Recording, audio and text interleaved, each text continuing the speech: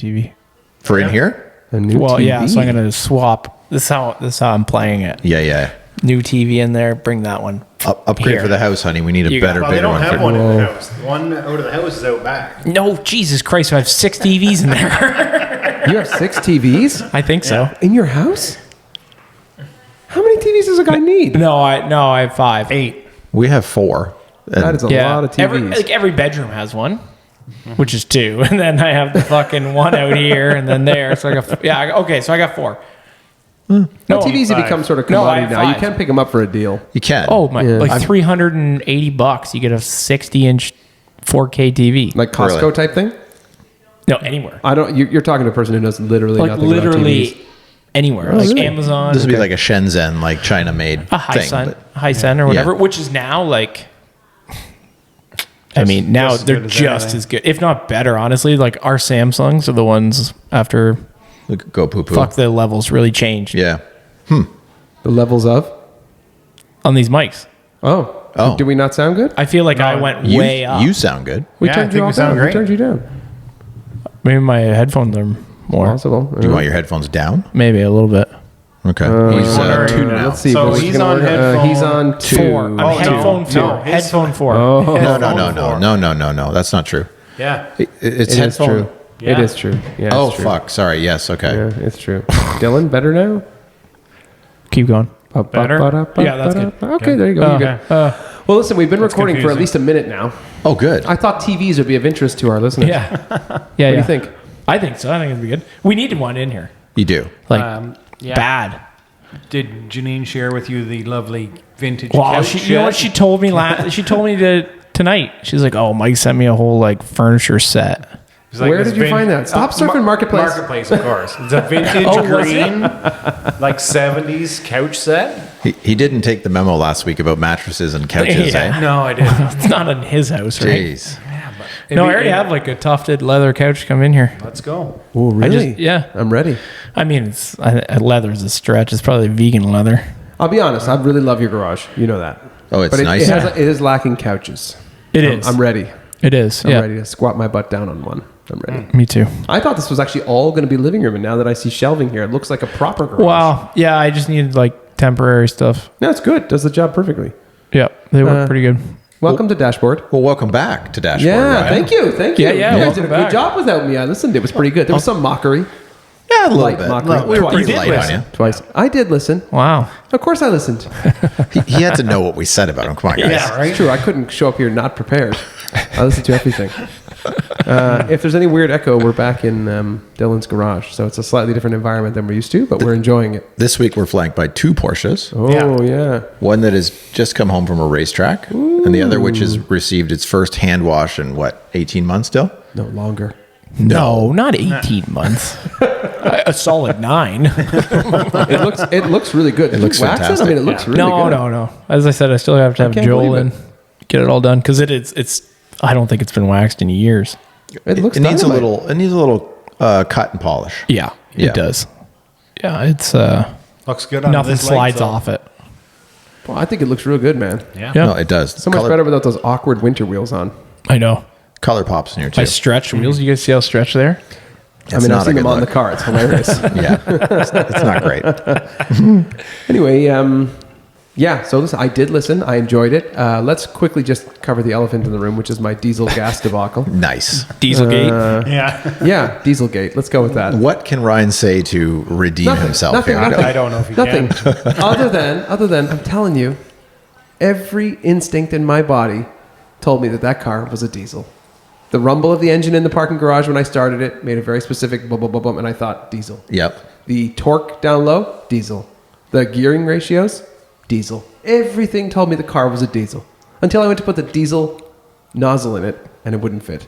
Thank God for that Yeah, to scientist be who thought fair, of that. but to be fair, I was nerves like crazy because I thought, like what I did first before I put the nozzle in is I smelled the gas because I thought, okay, I'm gonna put my nose in here and see if I Yeah. smell diesel. And I put it right down in there and it smelled like gas. And I'm like, that's odd. So that's why I called the car rental company. There's not a single, check the manual. There's nothing in any of the car that tells you, like on the key fob, nothing. Did any of the Europeans come over to you and say, like, hey, man, like, I can get you high for free. You don't have to sniff the gas. Like, No. No. I was at a service center in Belgium, outside of Liège. The only person that pumped fuel during that entire time clearly saw that I was struggling and offered exactly no help. And then when I asked him how to use the gas pump, because I had never known that in this case in Belgium, the payment tap thing is 3 pumps down in between all of the pumps. Oh, it works like a commercial. Yeah, so you card walk lock. down, you tap at the thing, and then you punch in the number of the pump you want to operate. Oh, wow. Then you walk Yeah. back to your pump and operate it.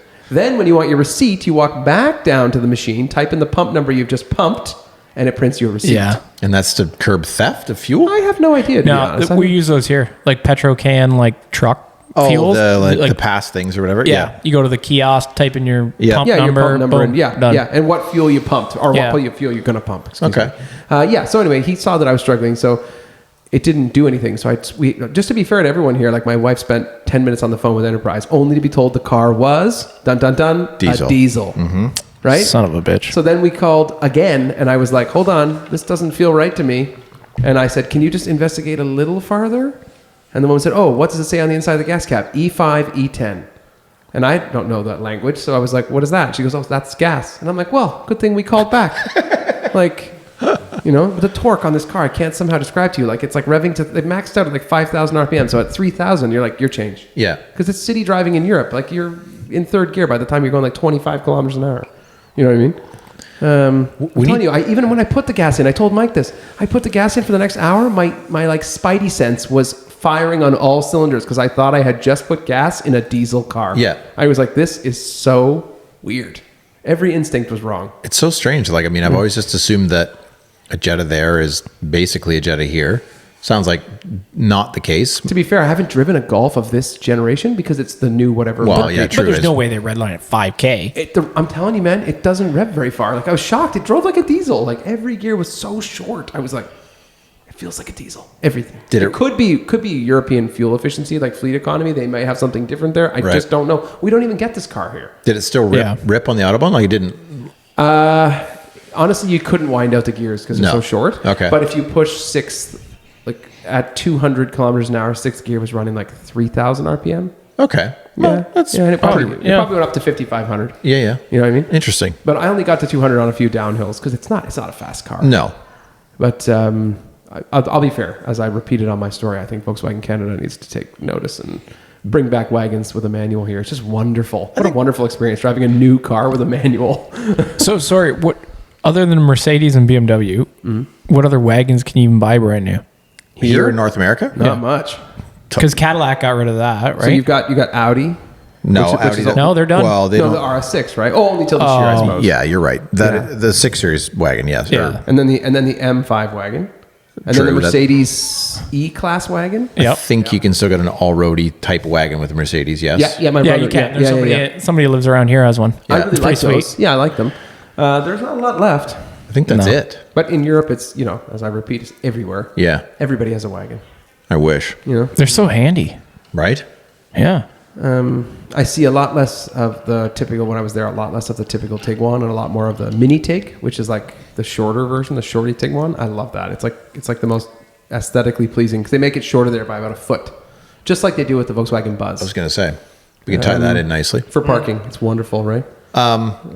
Yeah. Interesting. Do Anyway. they still call it a Tiguan or is it like a Taos there? No, it's a Tiguan on the older generation. Now it's called, I think it's still T-Roc? called a Tiguan. No, T-Roc's a different car. Saw a whole bunch of T-Roc convertibles. That's always fun. Really? Brand new. You can buy a T-Roc convertible Wow. from Volkswagen. Also saw a new Golf convertible, like a Cabrio, like a probably 3-year-old one. Oh, yeah. Like a Didn't even know that was a Mark car. III Cabrio? No, like a reasonably new car. No, but like Yeah, like that. hearkening back Yeah, to. like the whole soft top folds back. It's like a 2-seater with rear seats. Wow. Passed Yeah. one of those today. Yeah. Yeah. They're always Anyway. enjoyable to see. Yeah. No, I I love would them. never They're own just one. happy. Yeah, they Yeah. Make me happy. yeah. My dad has like a Mark II. Maybe it's a Mark 1. I think it's Mark 2. Oh, really? Cabrio. And like to your point, it's literally just like a putz around car. It's not fast. It's not exciting, No. but he just takes it around. Yeah. I Tinkers really on it. like the square end, like square front end on them. Yeah, me like too. a very Me too. flat front Yep. face. I think too. they look really good. Yeah. Anyway, it's a debacle between gas and diesel. But that being said, I drove the car for the next week. No problem. Ran on gas. Averaged 5.3 liters 100 for the entire trip. It's pretty damn good. Which was mixed city and highway, Oh, presumably. for sure. Some Autobahn, a lot of highway at like 130, and then a lot of city. That's Like, pretty impressive. Once right? you're Like, downtown Brussels in this car, you are shifting relentlessly. It does not stop. It doesn't make sense why we can't achieve much better than like 9 liters per 100 here on a car like that. I don't know. I don't get it. No, I don't either. But what I really want to know now is, does Volkswagen even like push the diesel anymore? Like, I was shocked that this car was gas. I was like, hold on, what? Like, I didn't even know you guys. I thought you all bought diesel here. Every time I've had a rental, it's been diesel. I think it's cooled there, even in Europe, hasn't it? I guess maybe. I don't know. Big oil and gas, is that to blame? And I got my tinfoil hat on. Are they just purposely lobbying against? Yeah. Just have a conversation with, what's the character's name from Landman? Oh, Got to have a conversation with him. Yeah. Billy Bob Thornton's character. Have a conversation with his daughter. Ah, easy. Ba-dum-bum-bum-ba. True that, Dylan. True that. Anyway, what a wonderful rental car. Having had a Porsche last time in Europe, this was far less stressful. You don't have to, like, curbs are not an issue. Tiny parking, narrow little driveways down into the underground parking and stuff. Yeah. No problem. So fill us in on what were the highlights of? There's certainly, I think, 2. We sort of left the listeners hanging. We said, obviously, Nurburgring is 1. Yes. Talk us through that. And then I think Yes. there's also some detail on Spa that's probably worth Yes, you of course. covering. Yes, So- a good idea. If the listener will recall, I got flack from this very group about renting From us? renting a GR yes. Yaris Yes. for my Nurburgring adventure. It was the most amazing car, and I believe, if I'm not wrong here, both of you went to your Gran Turismo and bought this car. true. I had to buy it. Yeah, I didn't own it. Yep. Yeah, and then you hard-earned spent credits. hard-earned credits. That's he right. even Yeah. put money behind it. Yeah, exactly. To test it, and then promptly whipped it around or crashed it almost immediately, both of you, right? Was that? That Immediately. immediately, like literally the first corner. First corner. Yep. And then you were attempting to rattle me by saying, "Oh, I don't think you're going to make it. I don't know what's going to happen. I mean, this is a total disaster. You're Well, going to I spin don't this think car we out." actually told you that. Oh, he definitely I, told me that. I did. Oh, he did told you? me that. He told me that the night after we recorded the podcast. He literally went home and bought the car and texted me at Yeah, like 11:30 at night. That's right. Oh, actually, yeah. That's true. I think you texted group that. Yeah, and I I woke did. up to that. Yeah. Yeah, And I was like, oh my God, it's 1:30 in the morning and he's... that's him right there. That's Yeah. your man right there. Anyway, you were trying to rattle me. Didn't work. What a great car. Anyway, let me just quickly say some things about arriving to the Nürburgring, having never been there. What you don't understand or have any concept of until you get even remotely close in the mountains is how hilly it is and how steep it is. Yep. Just some of the roads driving into the country, like off the Autobahn, the road is steep. Like, you're like, there's a lot of hills here, and you can't see this track at all. Just we were getting a little closer. We're like probably 5 minutes from the typical building you've seen with the big sign and stuff. You start to see glimpses of it through the trees all around you because you're on this little road that navigates down. Sure. And you know where this road basically brings you is right parallel along that massive main straight. Oh, yeah. So you've seen people driving there, and anyway, so you end up on that road. And every time you look to like the right and the left, the track is all over the place. It's very hard to somehow visualize actually where it runs because it's tucking in and out of the mountains everywhere. And are there like great driving roads in the vicinity of the track? Absolutely. And are they policed heavily or people just go? Zero police presence I ever saw. So people Zero. can rip around this thing too. Yes. Like, Yeah, so interesting. specifically, actually, I told you this story. When I was first driving in, I'm slightly uncomfortable because I haven't been here before. It's hilly, blah, blah, blah, blah, blah. Yep. It's 7 in the morning. I've just been up for 12 hours overnight. And I'm being aggressively tailgated by a race car mini, like a real race car. Like, he's got the numbers, the roll cage. Yep. He's got the headsets hanging in the car. Oh, and my he's God, aggressively tailgating me because this road is super entertaining. But I'm also half asleep. Yep. So I'm like, I don't know this here. And I'm he's not driving from here. diesel golf. I was going to say, Yeah, diesel golf, exactly. shit. At this Yeah. point, it was Thank still you. Shifting at diesel. 2,500 RPM. So I did say this earlier. Yeah, exactly. Thank you. Thank you. It's not funny. It's funny. I think this side of the table thinks it's We very think funny. it's hilarious. You know what? I'll just sit outside. No problem. You are No, outside. thank you. Thank you. It's very lovely. All I can say is that it is a bit nerve-wracking because everyone's hopped up on octane and craziness. So when Yeah, you're I driving believe they in call like a it generic car, testosterone. everybody's like, the guy behind me is literally like warming up his tires up the road. Like, it's like they're just, it's He's a little ready crazy. for a lap record. Yeah. Yeah. It's a little crazy. And then that famous YouTube corner. Yes. The famous one where it drops down and comes from the left to the right and does, I don't know the name, I can find on the internet somewhere. That famous corner is sort of one of the first things you can actually see. And the field behind it, which probably has a parking lot for 1,000 cars, because so many people stand at that corner to watch. Yep. And it's just literally a gravel pit. It's not paved. People have this like, oh, here's my $300,000 GT3 RS parked in this gravel pit. Oh, the parking lot is gravel. Yeah. Oh, just Jesus. to watch the corner. It's full of hot cars. The parking lot alone, honestly, just to be fair, if I'd have stopped to take a photo of every car, my wife would have killed me. Yeah. But there were so many interesting cars. Wow. I posted a vintage BMW you saw, 5 Series. Yeah. Yes. It's just in the parking lot, the gravel pit. Like this wheels are like a veneer on the, like there's no rubber. And the guy's driven it through these massive rocks. I'm like, wow, like problem. you're committed here. Anyway, you can't see the track. It's all sort of tucked away, but I have to say my excitement level definitely would go through these like peak moments when I would get a glimpse of the like edge of the track from the road. Yeah. And again, you don't realize that main road brings you right in that main straight, which runs parallel right on that. So yeah, it's the best description for all of us, honestly. It's the mecca for cars. And 100%. the place is like wild, right? Every car you could ever imagine you want to see is going to be here. And I had planned to drive it, so we arrived a day early and drove some of the country roads around the area. It's really spectacular. But I went to watch YouTube Corner, and I have to be very honest with you. My nerves were much, much more frayed after watching YouTube Corner for like 10 minutes because the cars come around there so fast. Yep. And I was just thinking, man, I'm going to be out of my league here. Like, I don't drive a GT3 RS on this track every day. Yeah. Like some of these people. Turned out, I didn't realize that the day I arrived was one of the, what's called Tourist in Farden, which is the tourist open track days. TF or whatever. TF, yeah. It's the whole weekend that I arrived.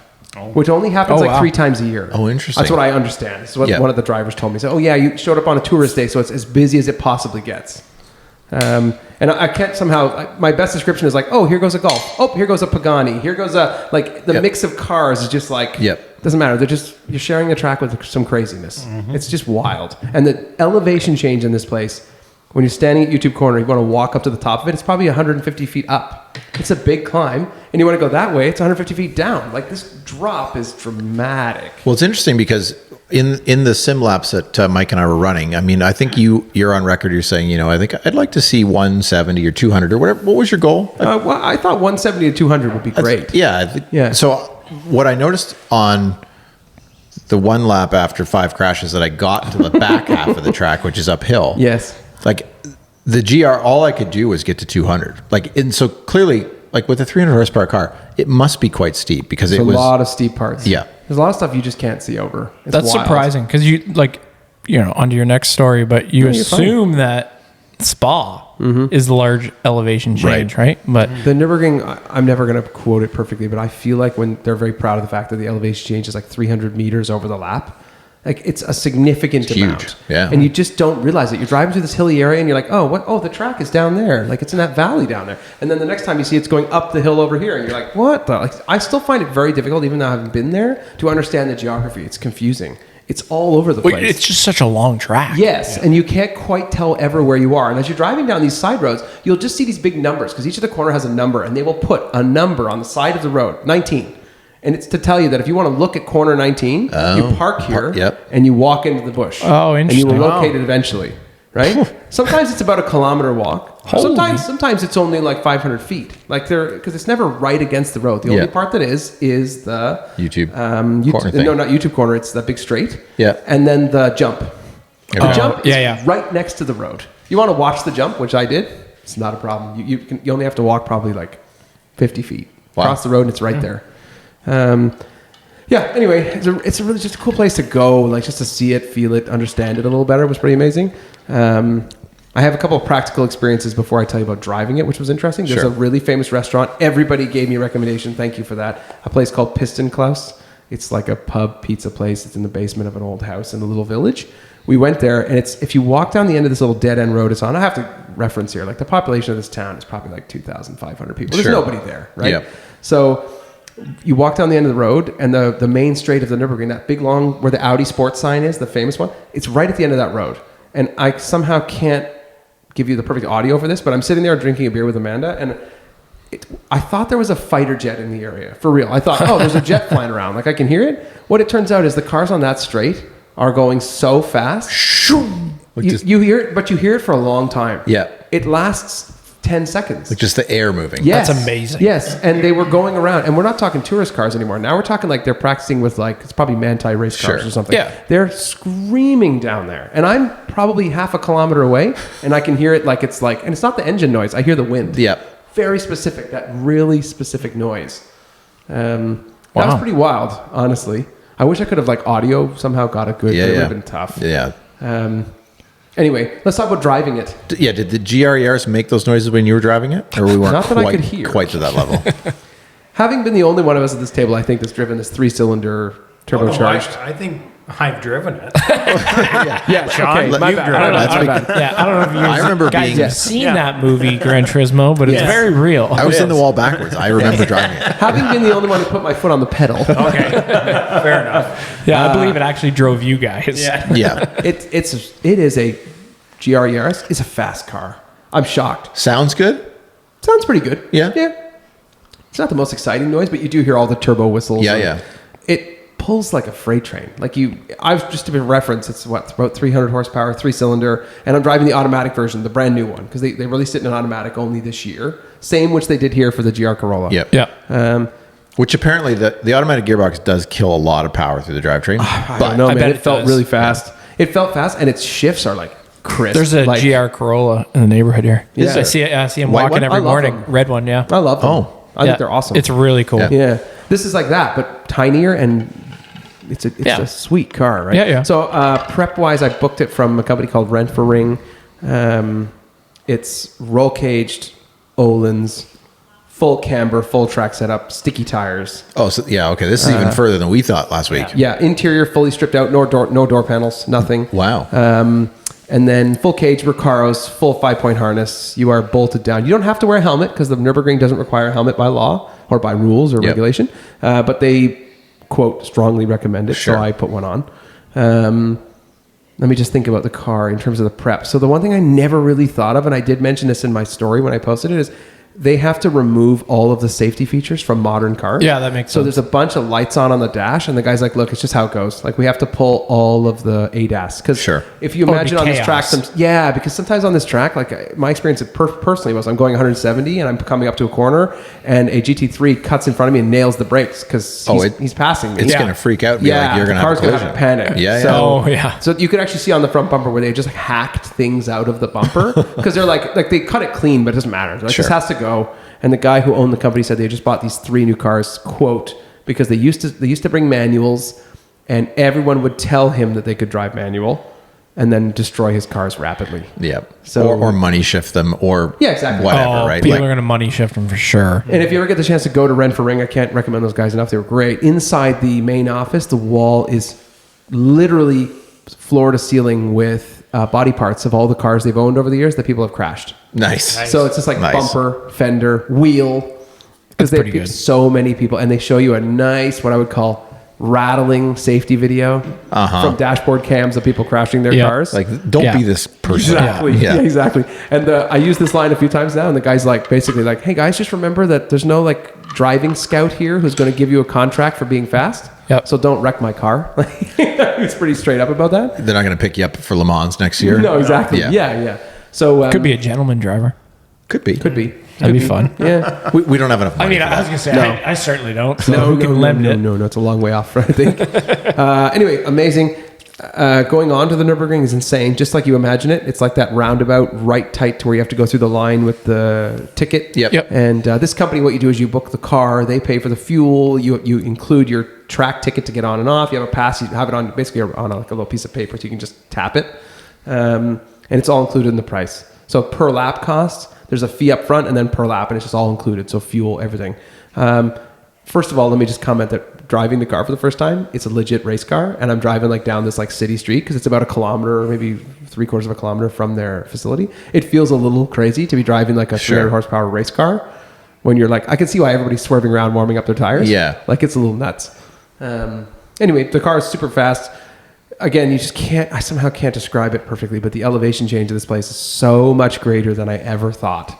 And I know you've all driven in the video game. Just for example, you get on the track and that first part it dips before you go to that first corner of the kind of where it drives away from the Grand Prix track. Yep.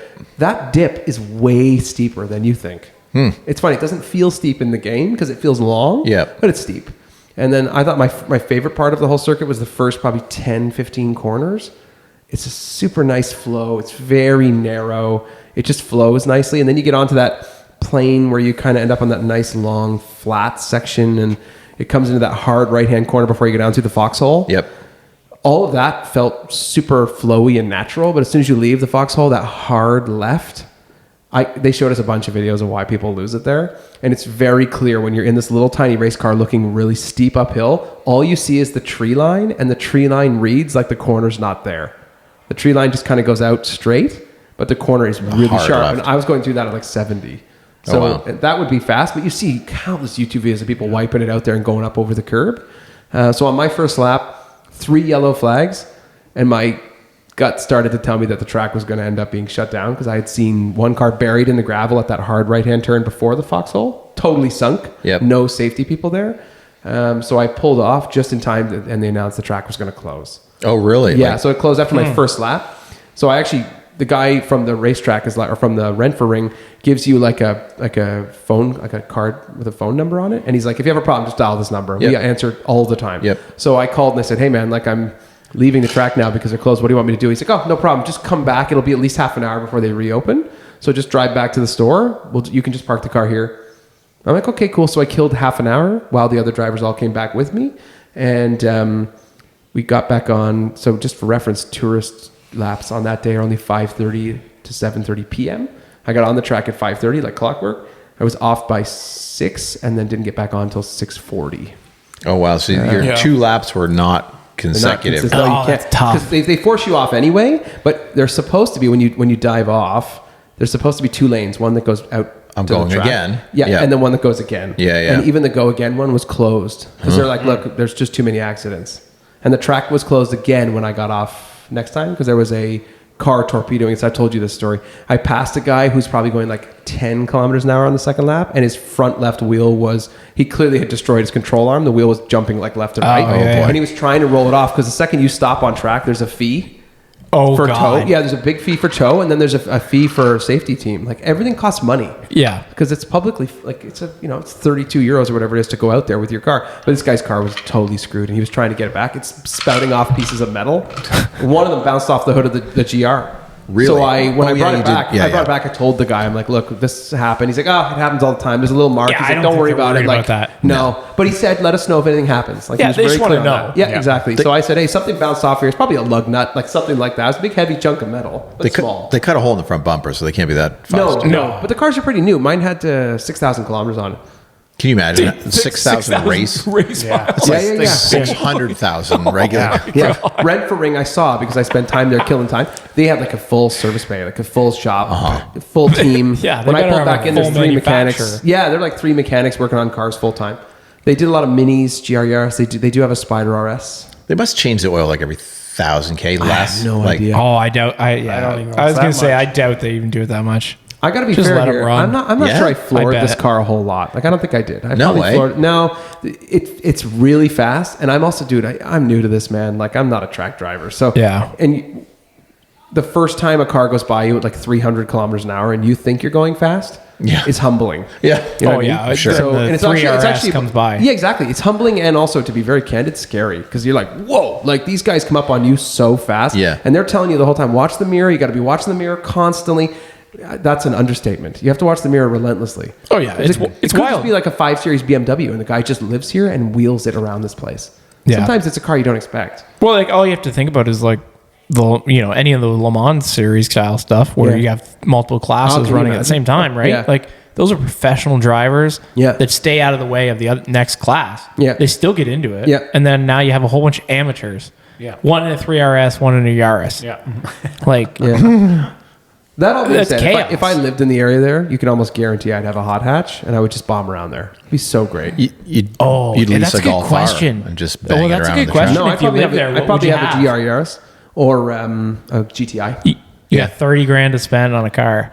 Probably a GTI. You don't GTI need, Club Sport in Europe. Yeah, and you just don't need a boatload of horsepower. Like, No. Sure, if you really want it, but remember the main straight, you don't.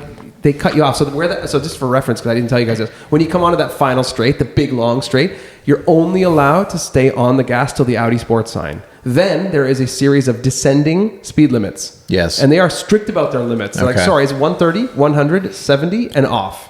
Because they don't want people ripping down there. And there's a bunch of speed bumps they've put in the track to keep you from going along. Like when you get towards the end of that straight. Mike and I can tell you why that is. Oh, is that where you lost You it? come to an abrupt No, stop. yeah. When at the 5th time when I actually got around the track, it's the tourist layout in Gran Turismo, which has that off. Yes. But not knowing that, I was just hammering it out, and I'm like, oh, this is a really long straight. I know this part of the track. And I just drove it straight into the wall at 200. And whatever. It's forcing you off?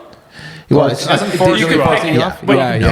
Yeah. Didn't enforce those speed limits. Right. No. Okay. Yeah. But you can hear people smash the gas until the Audi Sport sign. And then it's quite a ways out. You probably still have, I don't know, 3/4 of a kilometer until the off. It's pretty long, maybe even longer. Anyway, I would never hesitate to recommend driving it. For me, to be very honest, it's just like a life list thing. You're like, this is amazing. Thing. I did it.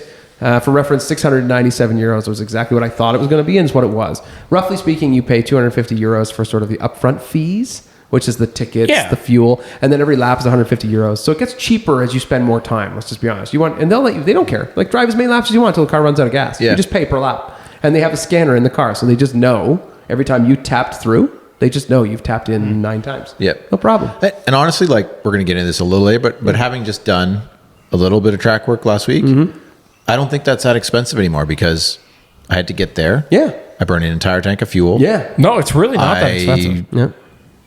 I won't say did damage, but I definitely wore my tires. I wore my brakes. Yeah. So, it's someone else's thing, just like hand it back. That's cheap. Yeah. The Gr Yaris brakes were squeaking like a madman. So they're clearly but they're race pads. Maximum speed I think I got to was maybe 185. Like, I really wasn't. Yeah. I was more just out for like a drive. But I also like, hey man, I'm new here. I don't want to get in somebody's way. Like, some of these people are really wailing around there. Yep. Yeah. But to that, if you put yourself in their shoes. Yeah. If you're a track regular, you know that there's for sure track irregulars out there. Yeah, for sure. And that's for sure. semi part of the fun. Yeah, you're right. However, I want to expand on that. Credit to some of these guys who set insanely fast lap times on tourist days because they're working. You're working and you are avoiding people everywhere. Like Misha, when you see him driving, they're like, there's just people who don't know what they're doing, getting in your way everywhere. Yeah, it never stops. And it's a whole new. It's one thing to know the track and know the line. It's another thing to be fast when you're like avoiding things. Pylons. Right? Yeah. It's crazy. Yeah. Crazy. For sure. No negative feedback at all. Super fun. My nerves were pretty frayed, like I said, leading up to it. But once I got on track, I felt confident. I'm a fairly confident driver. I also can't deny that having run countless laps of this, I haven't played Gran Turismo in 10 years, but I did play this track a lot. And it did help me to understand where I was. Yeah. I never felt lost.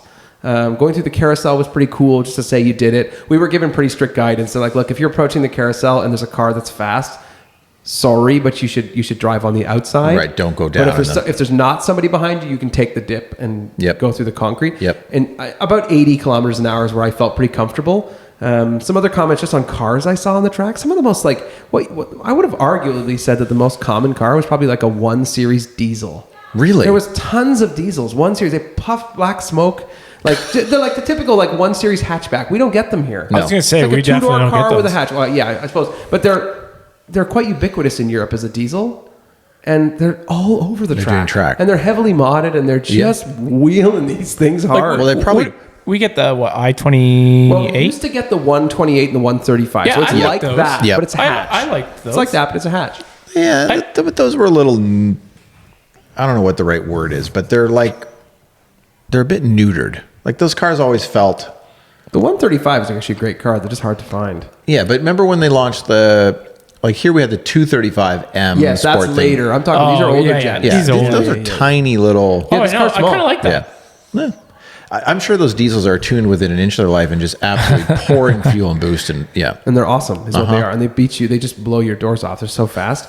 And then best sounding cars, flat out, BMWs. There's BMWs everywhere. And anytime... Like V8s. Yes. Yeah. Anytime a person went by, which was very common in a E92 M3 that's modified, the soundtrack is to die for. I wished I could have filmed just the sound, but you never know until they slam past you and then you hear that vroom sound, right? Some of those cars sounded insane. There was groups of BMWs. You'd see like 3 or 4 guys together and they would just be moving. It's like they had practiced it. They were moving in unison. Like a group of 4 would just scream past you, all following the line. They probably do it every weekend. Yeah, exactly. Probably. Exactly. Yeah, I think that's exactly what happens. Anyway, what a cool experience. Real life list thing. Checked it off. You didn't die. You did 2 laps. No, and you guys told me that I was going to be a liability. I'm here. You said, you're going to be a liability out there. You're going too slow. You're going too fast. We did that. Definitely said Well, that. you said you were going to set a did it. 20-minute lap. Can we get a reference to what you think you did? It's probably 11 minutes. I don't know. Yeah, 10 see, minutes. Yeah, that makes more sense. We said 11, 12, didn't we? I'm pretty sure we said that. Sub Bang on. 12. Yep. I'm pretty sure you said it was either too fast or too slow, and there was a middle ground, but we could never figure it out. That's what I think. And 20 anyway, was definitely too slow. I welcome. Yes. I welcome when we all go there sometime for a guy's trip for 4 days. I welcome your experience and your feedback because it was so cool, and you must do it. Can we somehow... Are you going to pay for this? That's my next question. Somebody, some sort of sales conference. You can get yourself on economy there. It's not that expensive to Frankfurt. somebody sponsor. Yeah. some Yeah, but I don't want to poor fly flight. across the ocean on economy. That's... Hey, is this a guy's trip or not? Yeah. You can buy the alcohol in economy. I would just get, I would Okay. just get loaded. Take one Ativan, boom. You could sit with the luggage. You would know. You'd be cold. Put me in a dog crate in the bottom. Yeah. It's about an hour and 45-minute Autobahn blast from Frankfurt Airport. So it's not that far. Jeez. I'd still be loaded by that point. Yeah. Yeah. And then as a follow-up, what you mentioned earlier, my second stop of this trip that was automotive nerdy level was about an hour and a half from the Nurburgring is another world famous place, Spa. Mm-hmm. And Spa is in Belgium, totally different country, much stricter speed limits. My experience in Belgium highways is basically they're like the world capital of the speed camera. Is that There's right? a camera like every 10 kilometers. And they warn you, they put a big sign up, but it's like strict to the limit. So you're on cruise control on the limit the whole time. Yes, and then of course, like any European country, the speed limit goes up and down everywhere. Yep. And it's annoying. So it's like 100, 110, 120, 100, 90. It jumps all over the place. I swear they keep you on your toes. Yeah. It's annoying. So I have a couple comments about accessing Spa just because it's interesting. You like take this little highway and there's a sign that says Spa off the highway. You get off. It's like turn left onto this cow path. Honestly, I thought I was on the wrong road. Small little country lane, paved, but a small little country lane. And I'm like, there's no way a world famous international racing circuit is down this twisty lane that goes through this village with a 30-kilometer-an-hour zone. F1 trucks are driving Correct. down. Yeah. Correct. And Come on, really? No, it's absolutely accurate. There's a sign They at don't the have end. another way in. Nope. There's a couple other small streets, but they're all tiny because it's in the mountains. It's tiny. So anyway, you get to this little roundabout, and it's like, oh, you want to go to Spa? Go this way. Come around the roundabout. Huge sign. Huge. Welcome to Spa Franca show. Isn't And that you're like- funny? But Take what, this what roundabout. I didn't realize until after is along the highway, probably 10 minutes back, there are a lot of parking lots. So what they do is people park over there and they bus in. Yeah, that makes sense. But this road is still right at the racetrack entrance. So when you come into Spa, the main parking lot is right at Eau Rouge. Oh, really? Yeah, but you can't see it. There's a grandstand there. Yep. And the parking lot's huge. Like there might have been, when I was there, 100 cars in the parking lot. I bet you it holds 10,000. It's huge. Massive. Gravel. Massive parking lot. Gravel again. Gravel. Out in the country, there's nothing out there. There's literally nothing out there besides this world famous racing circuit. There's nothing there. Crazy. Anyway, so you come right up to Eau Rouge. What I didn't realize about Spa, because I didn't do a ton of research other than booking a tour, was there is an event every day, and they're proud of that. It runs every day. Rain or shine, there's something going on. Oh. The only block out for the whole year is 3 weeks in advance of Formula One. And the tour guide made that clear. Like for 3 weeks in advance, Formula One's closing up the fencing, shutting down everything because it's the money business. The prep and the whole deal. Yes. Got to put all the Louis Vuitton advertising. Yeah, exactly. And Rolly. Yeah, exactly. By the way, that still just irks me every time. I don't really know why. I don't feel good about it. It's weird. No.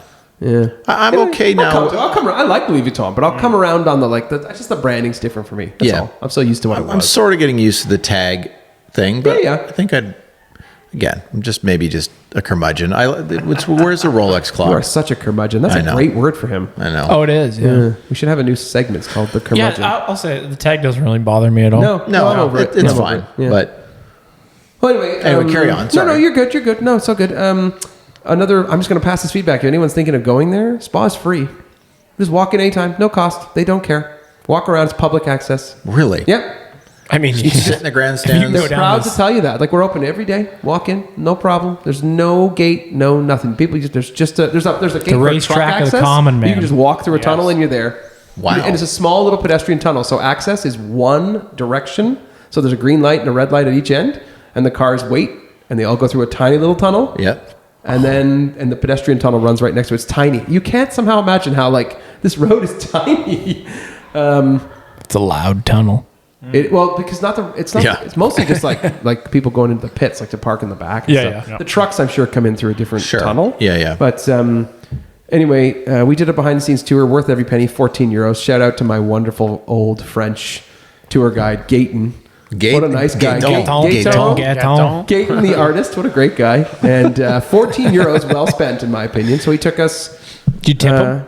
We talked about it, and then he insisted that we didn't. So, because Amanda and I were prepared for that, and he insisted that we didn't. He said, I like working here. I've lived here my whole life. I'm happy to bring people around. It took about 80 minutes, maybe an hour and 20 minutes. So we saw the extrication room where they show okay, these are there's literally physical mock-ups of all the vehicle types that race there.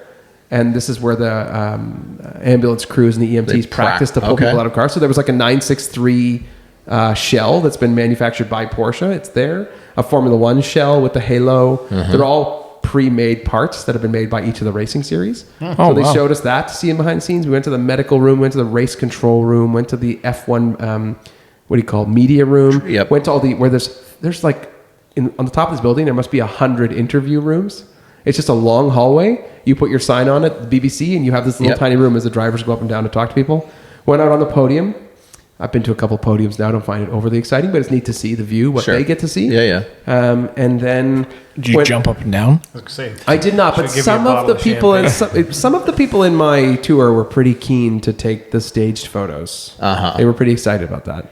I'm not really into that much. I just want to see this stuff. It's pretty interesting. Pull a racing suit out of your backpack. Put the Pirelli on. I can't somehow tell you, man, there's no security at this place. Just a bunch of nice people. You do whatever you want. You could be walking around. No one's going to stop you. It's just a friendly, open place. That's weird. It is weird. But what I'm telling you is all the background. What I can't somehow describe to you best is when I'm standing in the parking lot, I can hear this insanely loud screaming sound. And I look at Amanda and I'm like, what is going on here today? It's so loud. We're a long way from the track. We're probably 500 yards, 500 feet from the parking lot.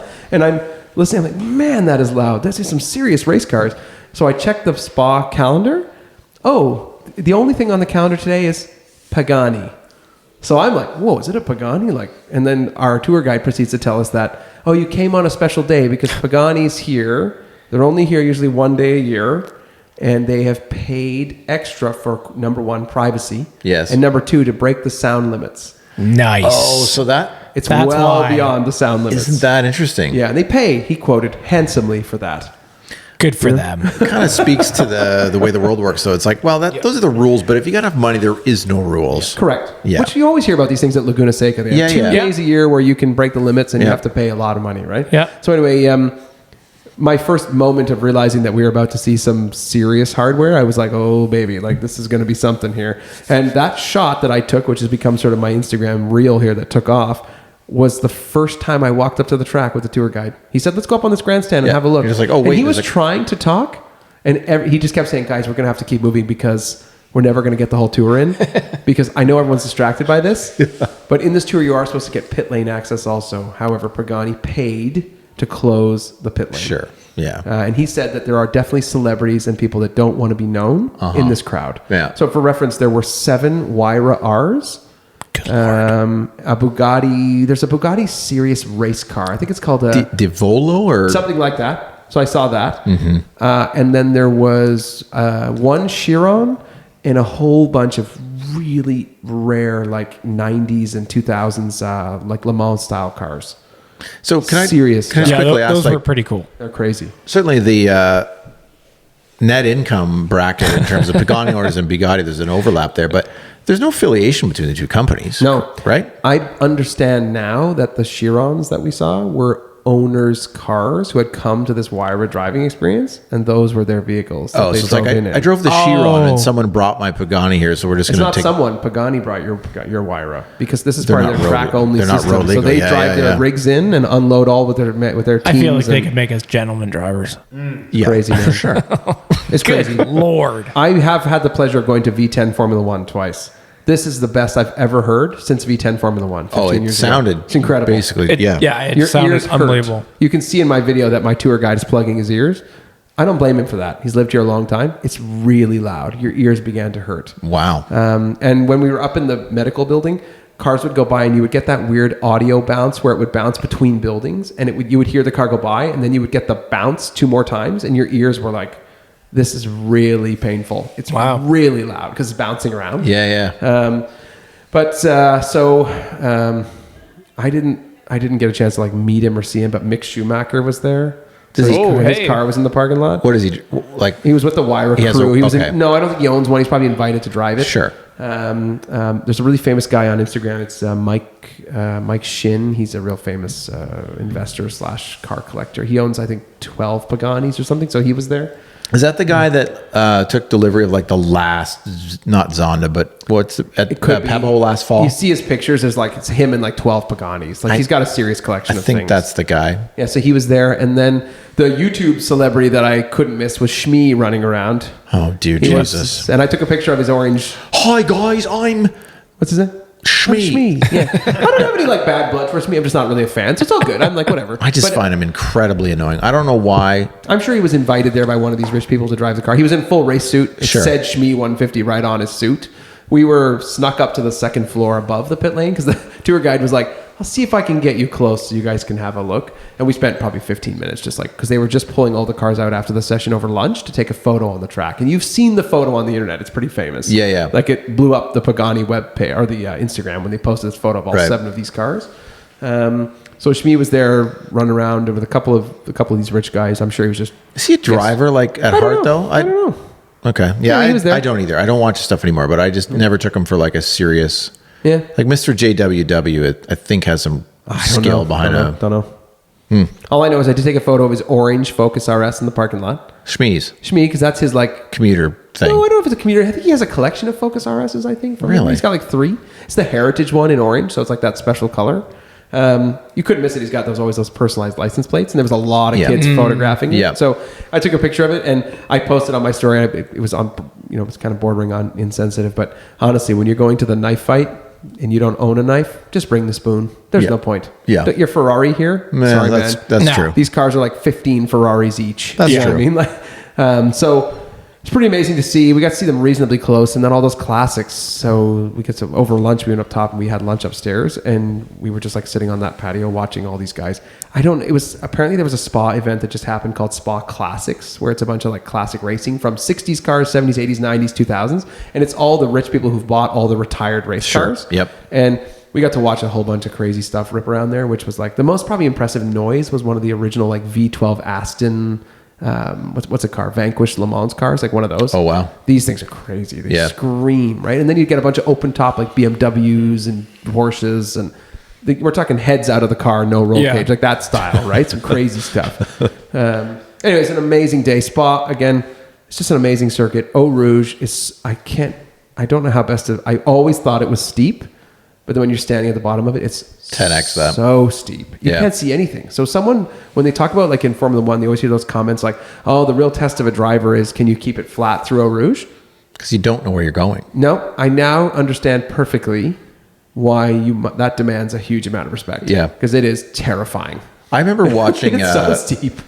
We all know who I assume Jethro Bovington is. Yeah, who I know I him. have Yeah, a of ton of course. respect. He's Yeah, yeah. a fantastic I like driver, him. great journalist. Yeah. He was doing like a test day there in some car, and like it was sort of chronicling him building up to it, and then like he got to a certain point. He's like, "Look, this is my checkout point, guys." He's like, Yeah. "I'm not going flat through here. Maybe the car will do it, but I'm not prepared to do it." And like if a guy like that is backing down from something like that, I was like, "Oh yeah, this is proper intimidating." It's like, so steep. Yeah. I walked to the bottom of a Rouge on both sides, inside the circuit and out, because you can get quite close. There's just an access fence there. It's so steep. So Yeah. from the bottom of it, I can't see the midpoint. And what you don't understand about Eau Rouge, when you get to the top of it and you think you've gone through the corner, you have that long straight. That's actually still remarkably steep. I didn't realize. I thought that was flat. No. It's just uphill Oh. continuously for like another kilometer. Wow. So it gets really steep and then settles into like a 30 degree for a long okay. way. It's so far up. And you can see it in my reel if you watch. The car's just continuing to climb the hill. It's pretty wild. Yeah, anyway, I don't know. It's just so hilly. I was shocked. The other thing I really thought, out of looking at the main area, like through up to Eau Rouge and through Eau Rouge, it's narrow. Oh, it's not interesting. a wide track. Like this isn't a modern Formula One circuit standard. It is narrow. They go sort of through there too wide. There's been Yeah, on for sure occasion. there has been. It's narrow. Yeah. I can see now why someone takes the guts to. And listen, out of respect for the guy who passed away there a couple of years ago, Antoine Hubert. Yeah. I understand that perfectly now. He crashed, and the people coming over that hill have no idea idea. you're Can't see there. it. They can't see you at all. It's invisible. Because when you're at the bottom, you can't even see halfway up the climb. You don't see anything. Wow. Anyway, so Mad respect to Formula One drivers get some flack these days, but honestly, they're unbelievable. That's some real skill to get through there at high speed, and even better to the guys who drive like the WEC cars. I mean, look, man, those are even faster. So these are crazy. So mad respect. I hate to sound cheesy, but it was really steep. Just a quick ad lib on Formula One. Did you guys watch the race this weekend? I didn't. No, I watched the highlights. We've talked about this and covered it before, but I just got to interject again and say that I was reminded once again why, although I believe Max is probably the best driver, maybe ever, currently certainly on the grid, he this weekend had a little moment of red anger. A baby moment. And he effectively just drove into George Russell. I saw it. Yep. And on one hand, I guess maybe you have to give the guy props because he has enough car control. He can just bump four wheels and not damage his car or anybody else's. But on the other hand, like, it's just that actually is pretty impressive. What are you doing? Like, it just brought back memories of why I hated him so much in the Lewis-Max rivalry thing. And he's right back there again doing this stuff again. Like he was upset when they asked him to let him go. Totally, but does that mean you drive into him? No, well. And look. Was he a lap down still at that point or no? No, God, no, he's in fourth place. He was in fourth place, Okay. yeah. To be fair, we all don't know what it's like when you've just driven 90 minutes of a race and you've been told sort of to give up a position. You just don't, we can't. I understand. I feel the same as you. Like, there's a bit of a child moment. But, especially for like, the racers they are. Like, they're there to win. Yeah. Whether they're in 18th. Yeah, they're there to win. Yeah, you can be competitive, and you're right, Ryan. Like, ultimately, motions are running high. His team stuck him out on the hards, which would have pissed him off right from the moment that happened. Arguably, for sure. I don't think anyone else ran the hard in the whole race. No, leave him on the old softs and take your gambles. But again, he would have bitched and moaned if he, got passed on his old softs too. But exactly. But I did see the moment, and I know that there was some discussion as to like, we're not sure it's deliberate. And I was like, this is like, if I was the steward, I'd be like, there's no question. You knew immediately. It's deliberate. Like, we're not debating it. That's the beauty about being a really good driver. It's deliberate. And then in Formula One, like any modern racing series, honestly, they can talk to the driver. That's great. But all they really need to do is look at your data. The telemetry like, tells you look at how far you turned that wheel. Why did you do that? Yep. When every other lap you didn't do that. Do you know what I mean? It's just unfortunate. I mean, he is so talented, and it's just totally unlikable for me. Again, maybe other people would be like, well, I would have been that mad and I would have done it too. That's not me. So it's just too bad because he ultimately threw away his race. He got ultimately 10th, I think. Yeah, because of the penalty of 10 seconds. Yeah. Anyway. Yeah, I'm slightly disconnected from Formula One. I still appreciate it. I just the races sometimes like, it's awkward. It's at 2 p.m. on a Sunday. Okay, I got stuff to do or whatever it might be. You know what I mean? Or 9 a.m. On to, it might be. I think Montreal is the next race on the it's calendar. the week after Kaleidoscope. On purpose. Yeah. When we planned Kaleidoscope, it wasn't. It was supposed to be the week before on purpose. Good. Well, that'll be interesting. Hopefully it rains for an interesting race. It always seems to rain in Montreal. Ooh, yeah. Although when I went to Montreal, it was hot. like 37 degrees. Yeah. My hand was literally melting to my video camera. It was disgusting. I'll never forget. That was pre-global warming too, wasn't it? It was a iPhone. Like it was a long time ago. Yeah. Anyway, I think we're at 53 that's a pretty good one. minutes. So, because Dylan was giving me the eyes. I felt I just wanted to see.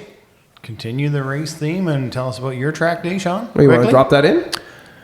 Well, I think we should talk about that. We certainly could. I'll be brief, I think. No, take your time. I'm here for you, man. Yeah, so we've been talking about racetracks. I'll carry on with the motif. So just to sort of set the... Ryan is shaking his wrist as if he's been feverishly... Mike is heavy. Oh, yeah. Okay. Oh, that's why you're doing that. Okay. It's heavy. So our good mutual friend, Jared from J Cars Inc., and I should mention also Charlie, his business partner, is that the correct term? I think so, yeah. They were kind enough to rent the Grand Bend Motorplex track on Friday, and they invited all of us. I was the only one that was able to ultimately make it work. Mm-hmm. And basically I had the time of my life. It was a fantastic day. There was great people there, great cars. Nobody's car broke. Nobody. Oh, that's good. Yeah, there was no accidents. There was no basically issues, period. We had great weather. It wasn't like too hot. It wasn't too cold. Like the whole thing, it couldn't have been better. They brought, so first of all, thank you to Jared for not only, setting up the day, but my introduction to the track, I've never been there before, was that he took me and others out in his, not new to him, but newly hit to him in Canada. 997.2 GT3 RS, gray black. It's a beautiful car. It's beautiful. Single really mass is flywheel. beautiful. I can't remember. Charlie told me what the exhaust was on it. GMG, maybe. Yeah. I think it is the best sounding Porsche I've ever heard. It somehow does that Porsche wail Is it? thing at high RPM, but is also so deep and so rumbly at like low RPM. And I didn't get a chance to really hear it at full song, I don't think, when I was there. no, well, when he you take off out of this sort of pit thing, but yeah, it was wild. I have a newfound appreciation for bucket seats. I've never ever really understood. And you were in the folding buckets. You weren't in the fixed back, because that car will have the folding think mid-gen that's seats. true. Yes, they're Club Sport seats, so they have like that.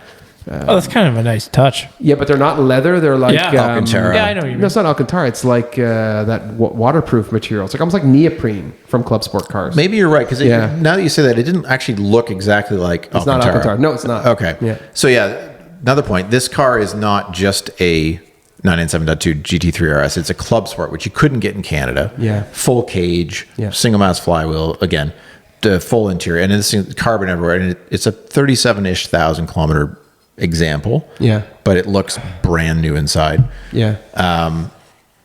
You should just mention, he bought that car in Sweden 2 years ago. Right. And stored it in Germany for 2 years, waiting for the 15-year rule. Correct. To expire before he brought it back. Yep. So he's been sitting on it for a while. So it's now here. It's gone through its total, I won't say transformation, but it's been like Scotty, who was another individual who participated, but also a detailer in town. He did full PPF, fixed up the rock chips. Anyway, cleaned it up. Long story short, one, had never been on this track. Two, have never been in that's that sound. effectively a race car.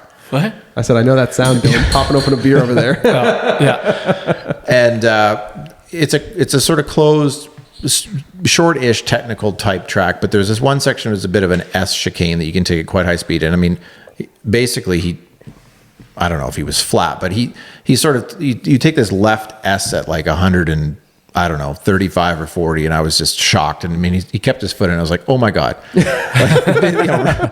then, But isn't that the beauty about being a passenger? yes. You're like, I got no option but to trust. And I honestly, he probably wasn't pushing that hard. This was first rounds of the day, but I was just like, oh, okay. And We're going doing flat this. through. Okay. Yeah, exactly. Yeah, we're doing it. yeah. But again, the bucket seats did a fantastic job of holding you. And I totally understand why people spec them for people who do either enthusiast driving or track work. Yeah.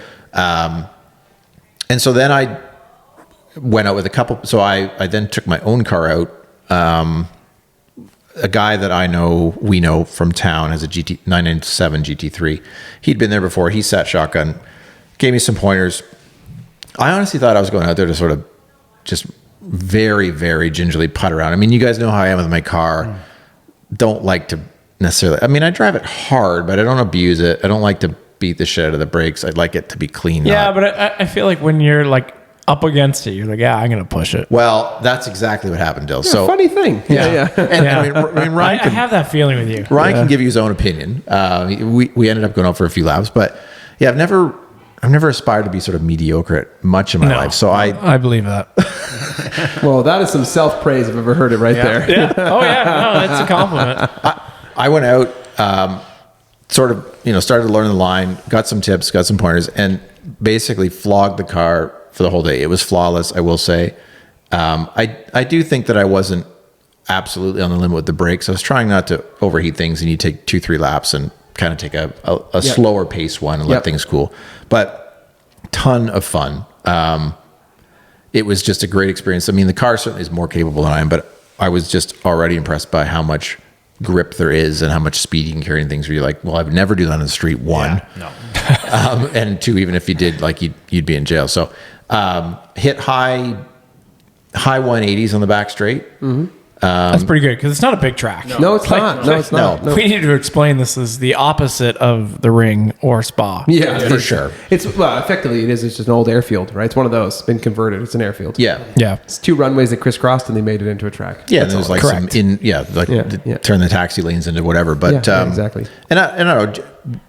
I think certainly with more experience, maybe some more cojones, you could have gone faster. But That's plenty fast. I thought It was, yeah, with yeah. the top down and the windows down, that feels quite fast in a convertible. Yeah, top down was impressive. But were you required top down?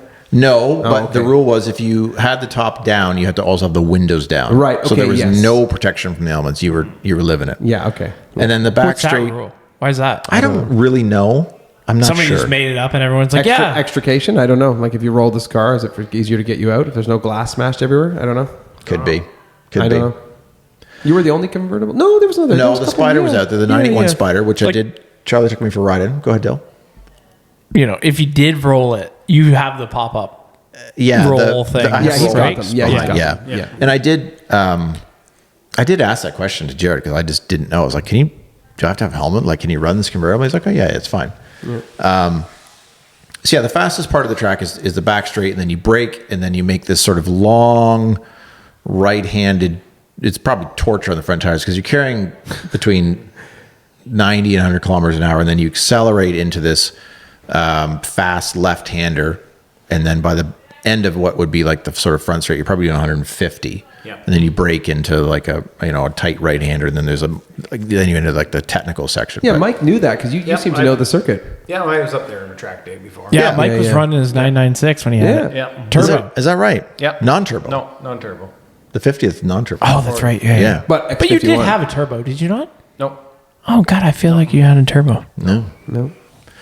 So anyway, I had Not yet. an absolute blast. I rode in, like I said, so Jared's car, which that's just an impossibly rare car, period.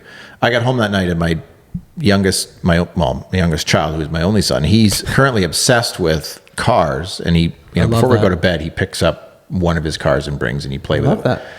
And he has a white 997.2 Oh, GT3 with red wheels and the Oh, red decals. yeah, I like this kid. And he picked it that night. You're And a good father. I got to say to him, I said, hey, buddy, I rode in one of those today. And here's the picture. And I showed him. And so, anyway, I will not forget riding that car. It's probably I don't know where else I'd get the opportunity. So that was fun. Yeah. yeah, that's awesome. And just going around all day, it was honestly just a blast. Yeah. I did have a small moment. So our good friend Adam, who, I mean, we've said this before, but I mean, the guy is just a fantastic human being. Mm-hmm. Yep. He drove down for the day in his RS6 and basically just offered up. I mean, he's done thousands and thousands of laps over his time at Canadian Tire Motorsports Park or various tracks. And he's done Barber Motorsports a few times. Yeah, and he's a been proper involved. driver. Yeah. And so he later in the day sat shotgun and again gave some tips, a little slightly different than the ones we got before. But again, there's multiple lines you can take. I found his advice very, very helpful. We had a tiny moment, and I still, he basically just summarized and said, "Look, you lost focus," which I think is probably the most apropos description, because at the end of the long straight, I felt like I braked where I did before, but he was also sort of saying, "Look, you got to brake straighter, longer, then make your turn in for the last corner later." Anyway, basically just sort of out-braked myself or didn't turn, and instinct just said, "Look, don't turn the car, just continue to slow it down and go straight." And we sort of just bungled that whole thing and basically ran out of road, but no harm, no foul. Nothing in the way. There was a car in front of me as well, which he said, "Look, you were kind of focused on that. You weren't doing this. You were listening to me," or whatever it was. But so anyway, it was a reminder that it's a high-risk activity. It's a ton of fun, but you are the sort of master of your own destiny. Like, if you screw things up, there's no safety net. Yeah. So It's no Gran Turismo. No. Restart. And there's no pavement runoff there. You're going into dirt and grass. I mean, You it's as are. simple Yeah. as that, right? Yeah. yeah. But the rest of the day was again great fun. Just great people, great camaraderie, great cars. And the fact that they basically, again, J Cars, shout out to them. They're great people. They mostly picked up the tab for the whole day. Yeah. Yeah. Which again was great. So And I drove up and met you guys just for a quick visit. yes. I'm not really a big track guy, but at least I took the car up and met you guys. And Shawn, as I will give some feedback, took me for a passenger ride. First of all, I'm a bald guy, so I had to take my baseball cap off because poor I was guy afraid did- it was going to blow out, Yeah. and I was terrified I was going to get like a cancerous sunburn because my wife has drilled that into my head for so long now. So and it was pretty warm that day. Oh So- yeah. When the sun- Sorry, did you say she's burned that into your head? Quite literally. Yeah. That you're going to get a sunburn on your head? You don't see there's a brand back there, man. You don't see it. Anyway, Yeah, so I've been on track a bunch of times now. It was my first time ever in a convertible. And my first time it's ever. noisy, eh? It's noisy. Yeah. And once you're up over high speed, you really notice. Like it's really. So credit to you, like Shawn. the wind starts to come inside. you just notice there's a lot of ambient. It's just loud. And credit to you, man. Multiple people said to me when you were out on track that you were Mr. Smooth. They used those words. It wasn't Mr. Slow. It was Mr. Smooth. Suave. Mr. Slowly, not Yeah, James May. exactly. Yeah, exactly. Multiple people said that to me, including some of the people that I know who are well experienced on the track. So it was nice feedback. So you said, well, I'll take you for a spin. So I did. I think there's no question about it. You felt fast. I always have an adjustment period personally of like getting used to being a passenger for the first like probably half a lap. Yep. I'm always slightly like trying to get my feet just right. Yeah, grabbing the door. It's always the same, right? Because when you're the driver, your brain can prep for what you're going to do, and I just can't. Yep. You know you're turning left, so you're bracing your body instinctively. Correct. Yep. And I had to like adjust that, but I'm always pretty good. I can adjust fairly quickly. But no question, I think I'm going to comment on your main straight. We were smoking down the main straight, and we were, I would say, in my opinion, leaving the braking right to the end. I was like, we're braking right at the end. Nice. I like that. So when your minor moment occurred there, I thought, well, that's probably the only spot that I thought we were at the limit of the performance of the vehicle here. Yep. And to be fair, it's not just your fault. The track has a lot of bumps. It's bumpy at the end. Yes. Yeah. At that part in particular. The reason I say that, I don't think I certainly wasn't 10/10 at many parts of the track, but the odd time I did feel the ABS engaging slightly, but mostly that was because it is so rough down there. It wasn't that I was on the brakes that hard. No, it's the car moving.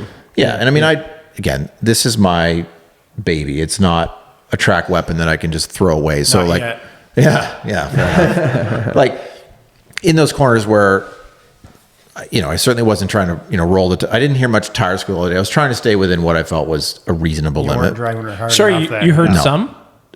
At certain moments. Oh, Nice. But for the most part, I was not trying to find the absolute limit of the car. No. And you mentioned earlier that right-hand corner after that main straight.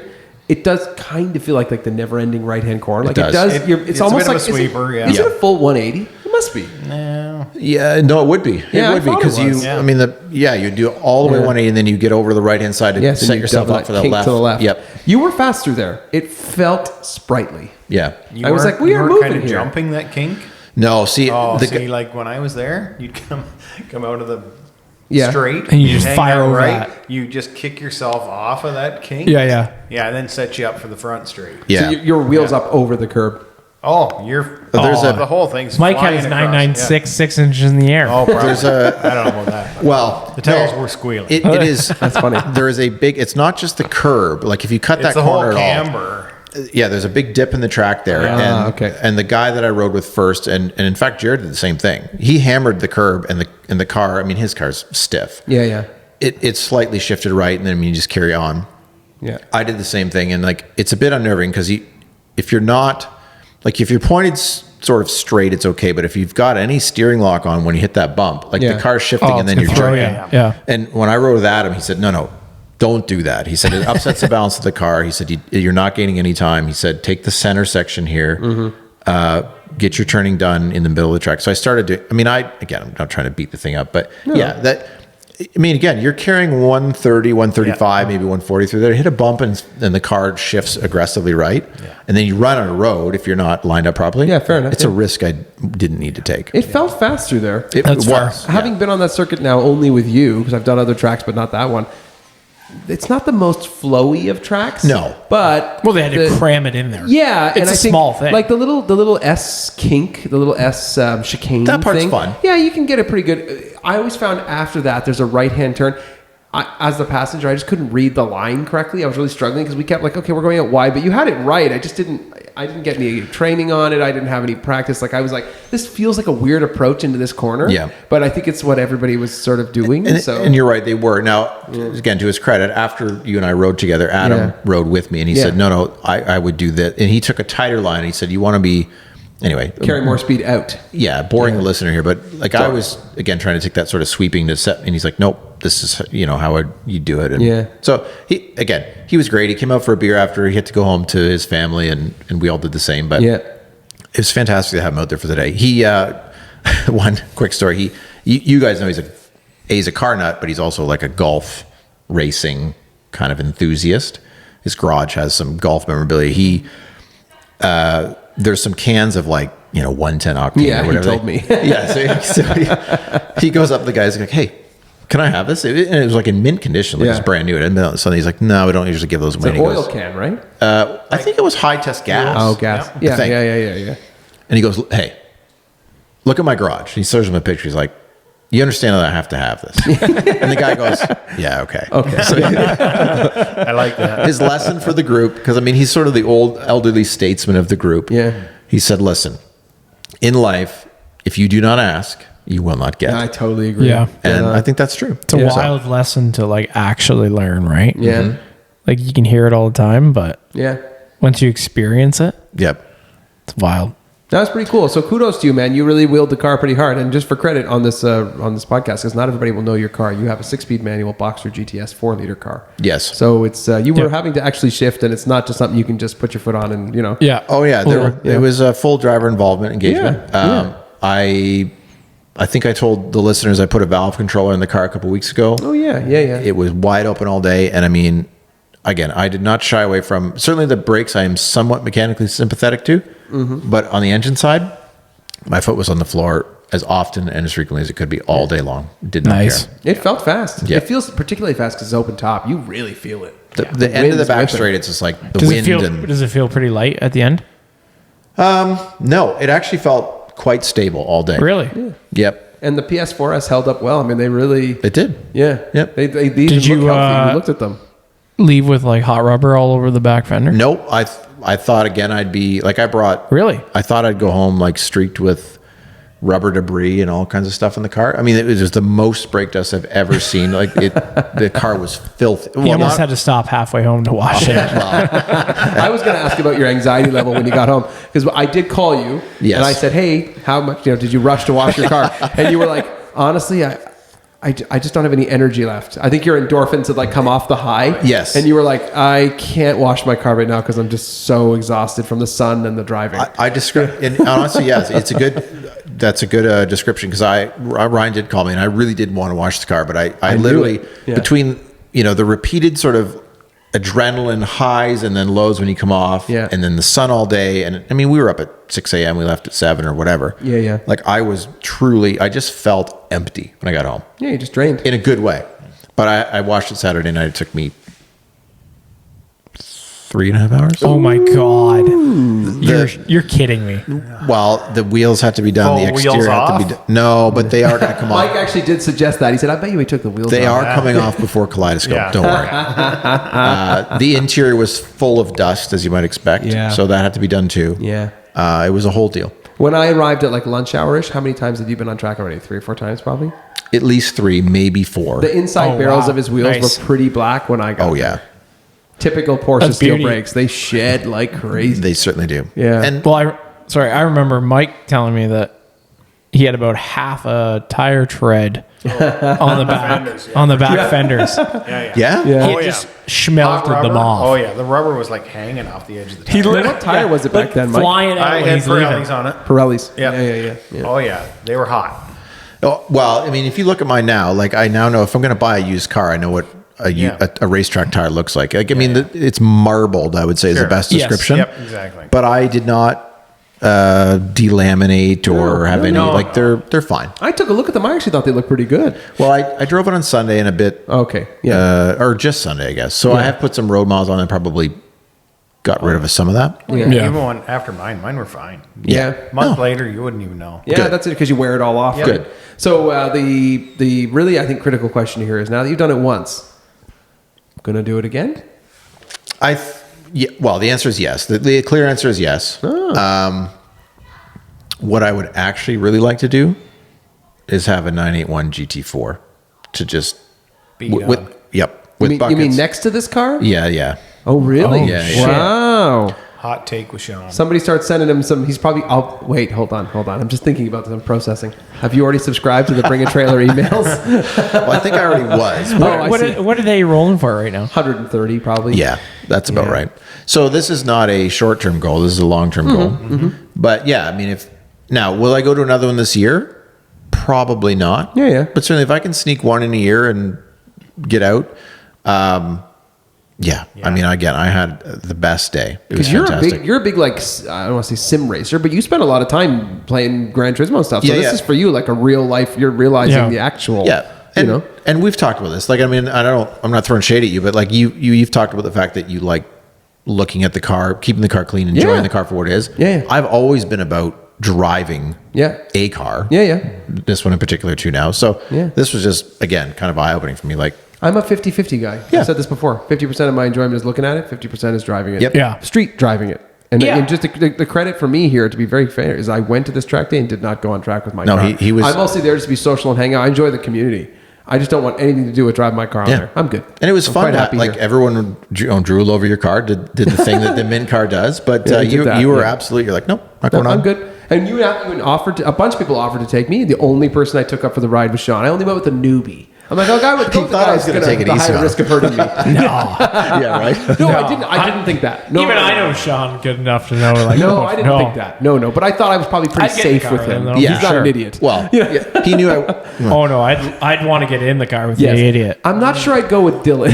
Yeah. We're going deep. I owe lots of money in that car. I can't afford to wreck it. Yeah. You're in a different boat. And I've often said that about track driving. I'm like, look, when you go to these track days, like some of the people can actually afford the damage. Yeah, I can't. I can't, man. No, I mean, I'm with you. I crashed my GT4 off the track. I'm in trouble. I don't have a check for $200,000 to clear it. Mm-hmm. You know what I mean? Yep. Yeah, like we money shift this. We put a bigger engine in it. Just going 4 liters. That is the point of it. Do we LS it at that point? No. Got it. That's blasphemy. Anyway, kudos, I man. You can't did do a great that. job. And I think it's big time to go for your first time out. It's pretty special. It was It's fun. pretty cool. You'll remember that for a long time. It was fun. Yeah, 100%. Yeah. And your car did great. It's a beast. Sounds good too with that new valve thing. Oh, Sounds good. really It sounds good inside. Yeah, it sounds good. Yeah. I can hear you. Well, you're outside. Yeah, fair enough. Yeah. Well, yeah. Fair, yeah, true. Yeah. All right. Well, All right, well, now, so my 10 minutes is now 25, I that's guess. okay. It's worth it. Yeah. Worth it. It was Interesting fun. here, man. Thanks again, J Cars. Thanks, Charlie. The best day. Cool. Let's Awesome. Call there. We'll talk next week. Indeed. In Kaleidoscope. Yeah, at yeah. Kaleidoscope. Yeah. Just as a quick reference, you guys are doing the talking. I'm going to be busy. Yeah. Fair enough. Yeah, we'll All right, wheel we'll them get in. some- We'll get some guest speakers. I might have Yeah. to throw this in the truck. Yeah, it's a good idea. I got a lot of crap to bring. Yeah. Let's talk about that post pod. Okay. Good night, everybody. Good Bye-bye. day. Bye.